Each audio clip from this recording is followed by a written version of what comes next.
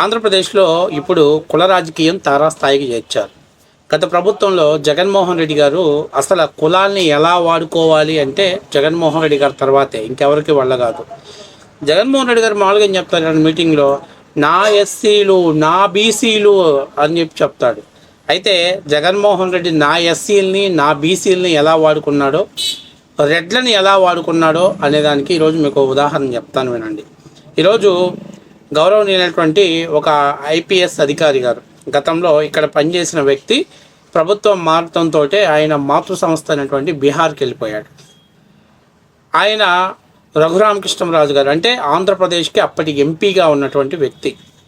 ఆ రఘురామకృష్ణరాజు గారిని అరెస్ట్ చేసి ఆంధ్ర రాష్ట్రంలో తీసుకొచ్చిన తర్వాత ఒక డార్క్ రూమ్లో ఆయన మీద కస్టోడియల్ టార్చర్ చేశారు. ఆయనకి కరెంట్ షాక్ ఇవ్వడంతో పాటు ఆయన అరికాళ్ళ మీద కోటింగ్ ఇచ్చారు. ఇది లైవ్లో రికార్డ్ చేసి అవతల వ్యక్తికి చూపించారు అనేది గతంలో ఉన్నటువంటి అనేకమైన ఆరోపణలు. ఆ తర్వాత ఆయన నన్ను కొట్టారని చెప్పేసి ఆయన హైకోర్టుకు వెళ్ళాడు, సుప్రీంకోర్టు తలుపు తట్టాడు. అప్పట్లో అసలు అవి దెబ్బలే కాదు, ఏదో కొన్ని కారణాల వల్ల ఆయన కాళ్ళ మీద కమిలినట్టు వచ్చింది అని అప్పుడు ప్రభుత్వం చెప్పింది. అప్పట్లో ప్రభుత్వంలో ఉన్నటువంటి అధికారులు కూడా అదే రిపోర్ట్ ఇచ్చారు. అంటే అప్పుడు ప్రభుత్వ జీజీహెచ్ హాస్పిటల్ సూపరింటెండెంట్గా ఉన్నటువంటి రమాదేవి గారు కూడా అదే రిపోర్ట్ ఇచ్చారు.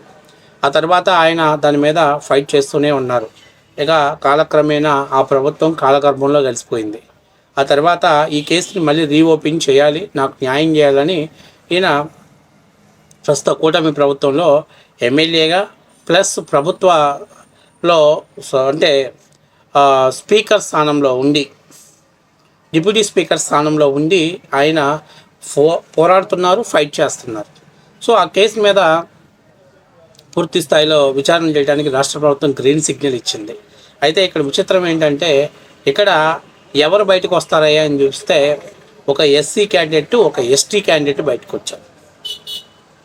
ఇదేంటి మీరు కులాల గురించి మాట్లాడుతున్నారంటే, ఎందుకంటే వాళ్ళు అదే కార్డ్స్ని వాడుతున్నారు కదా. ఇంతకుముందు ఉన్నటువంటి ఐపీఎస్ సునీల్ గారు అదే ఓటు వాడారు.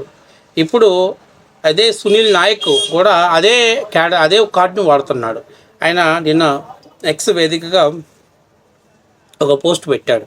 ఏంటి, వెనుకబడినటువంటి గిరిజన కులంలో గిరిజన బిడ్డగా పుట్టి కష్టపడి చదివి ఉన్నత స్థానంలో ఉంటే ఓర్చుకోలేక నా మీద కేసు పెట్టారని చెప్పేసి పెట్టాడు. ఆయన అనగదొక్కటమే మీ అభిమతమా అంటూ పోస్ట్ పెట్టాడు.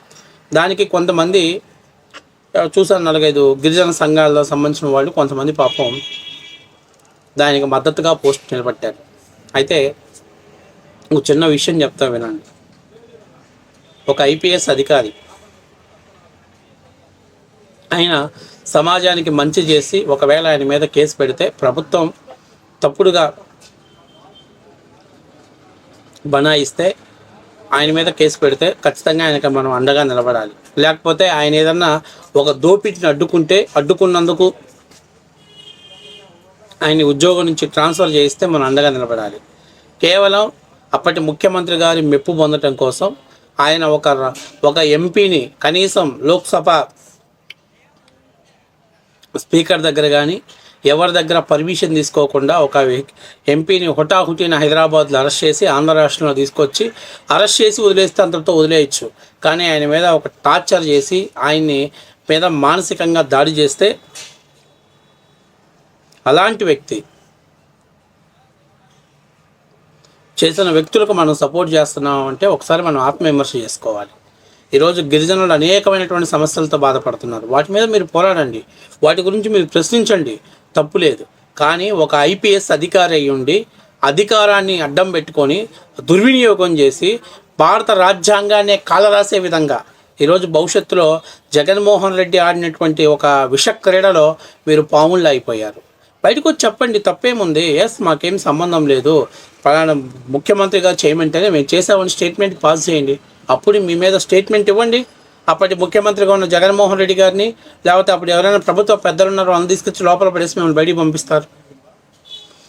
లేకుండా కులం పేరుతోటి కులాన్ని అడ్డం పెట్టుకొని బయటికి రావాలని చెప్పి చూడటం చాలా నీచమైంది. తప్పు చేసి కూడా కులం పేరుని అడ్డం పెట్టుకొని చేయాలనుకోవటం. నేను అడుగుతున్నా, మీకు ఎవరు ఇచ్చారండి రైట్స్?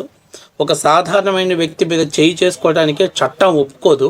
అలాంటిది ఒక ఎంపీని నిష్కారణంగా అరెస్ట్ చేసి లోపల పెట్టి కస్టోడియల్ టార్చర్ చేసేటువంటి రైట్స్ మీకు ఎవరిచ్చారు? రండి మాట్లాడుకుందాం.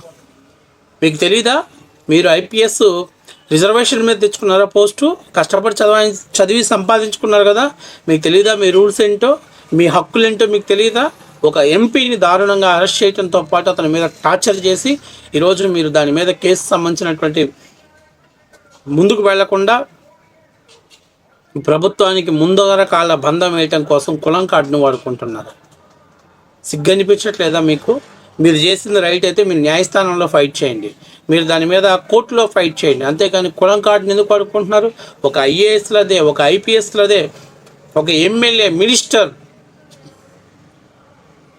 అందరూ కులం కార్డు వాడుకుంటున్నారు.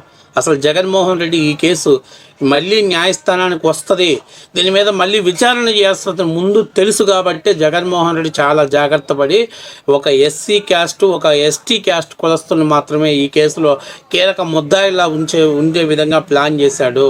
ఆయన సామాజిక వర్గం వాళ్ళు ఎవరిని కూడా ఇందులో ఇన్వాల్వ్ చేయలేదు. ఒకసారి మీరు చెక్ చేసుకోండి. ఈరోజు జగన్మోహన్ రెడ్డి ఆయన చేసేటువంటి ఇల్లీగల్ వ్యాపారాలలో ఆయన సామాజిక వర్గం వాళ్ళు కోట్ల రూపాయలు పడగలెత్తేలా చేశాడు, అందులో ఇన్వాల్వ్ చేశాడు. కానీ అమాయకులైనటువంటి వాళ్ళని క్రైమ్లో భాగస్వాములు చేసి ఈరోజు నందిగామ సురేష్ దళితుని తీసుకెళ్లి జైల్లో పెట్టించాడు, అట్లాగే బోరుగడ్డ అనిల్ని తీసుకెళ్లి జైల్లో పెట్టించాడు. ఇట్లా చెప్పుకుంటూ పోతే అధికారంలో ఉన్నప్పుడు అనేక మంది దళితుల జీవితాన్ని నాశనం చేశారు. డాక్టర్ సుధాకర్, అచ్చన్న, ఇలాంటి అనితారాయ్ లాంటి వాళ్ళని, జడ్జి రామకృష్ణ లాంటి వాళ్ళందరి జీవితాలు కూడా నాశనం చేసి ఈరోజు అధికారం పోయిన తర్వాత కూడా దానికి బాధితులుగా ఎవరైనా ఎత్తితే పాపం దళితుని ముందు పెట్టాడు. అంటే తప్పుడు పనులు న్యాయస్థానాల్లో ఎప్పుడైనా శిక్ష పడుద్ది అనే దానికి అందుకని వీళ్ళని వాడుకున్నాడు. కానీ భవిష్యత్తులో కోట్ల రూపాయల డబ్బులు సంపాదిస్తాం, డబ్బుల్ని పరమావధిగా పడగలెత్తొచ్చనే వాటికి జగన్మోహన్ రెడ్డి తన సామాజిక వర్గాన్ని వాడుకున్నాడు. ఈరోజు మీరు చూసుకుంటే చెవిరెడ్డి భాస్కర్ రెడ్డి కావచ్చు, సాయి రెడ్డి కావచ్చు, సజ్జల రామకృష్ణారెడ్డి కావచ్చు, తోటపూర్తి చంద్రశేఖర్ రెడ్డి కావచ్చు, వీళ్ళందరూ కూడా కోట్ల రూపాయలు సంపాదించేటువంటి స్కాములకు వాళ్ళని పెట్టుకున్నాడు. ఇక వైఎస్ కుటుంబంలో కొంతమందిని కూడా ఆయన వాళ్ళ ద్వారా ఇల్లీగల్ వ్యాపారాలు చేయించాడు. షిరిడి సాయి ఎలక్ట్రికల్ ద్వారా 0 సంస్థని కోట్ల రూపాయలు పడగలెత్తే సంస్థ టర్న్ ఓవర్గా మార్చగలగటానికి జగన్మోహన్ రెడ్డి ఉపయోగపడింది, అధికారం ఉపయోగపడింది. కానీ ఈరోజు అమాయకమైనటువంటి దళిత బిడ్డల్ని ఈరోజు అమానుషంగా బలి చేసి వాళ్ళకి ఏదో పదవుల్ని, ప్రమోషన్లు, ఇంక్రిమెంట్లు ఇస్తానని వాళ్ళని ఎర్రగా చేసి వాళ్ళ జీవితాన్ని నాశనం చేస్తే ఈ రోజుకి కూడా మీరు ఆ తప్పు మేం చేయలేదు, అప్పటి ముఖ్యమంత్రి గారి ప్రోద్బలంతో ఆయన చెప్తేనే, ఆయన సీఎంఓ కార్యాలయం వాళ్ళు చెప్తేనే మేము చేసామని చెప్పకుండా దాన్ని దాచిపెట్టి మీరు ఎంతసేపు కులం కార్డు వాడటం అనేది ఎంతవరకు కరెక్టో